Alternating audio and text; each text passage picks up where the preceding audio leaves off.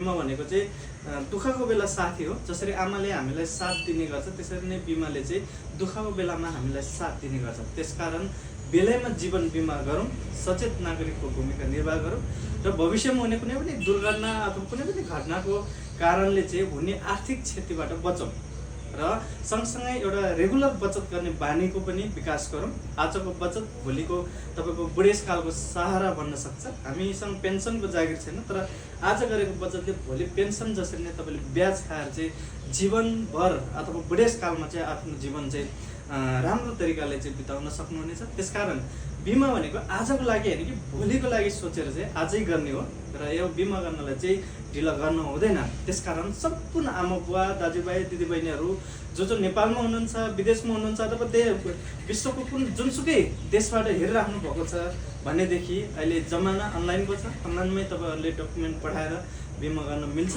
है। हामी चाहिँ 24 घण्टा तपाईँहरूको सेवामा अनवरत रूपमा खटेका छौँ। त्यसकारण तपाईँ जहाँ जुनसुकै अवस्थामा जुनसुकै कुनामा भयो भने हामीलाई सम्पर्क गरी बेलैमा जीवन बिमा गरौँ, आफ्नो र परिवारको भविष्य सुरक्षित राखौँ। धन्यवाद।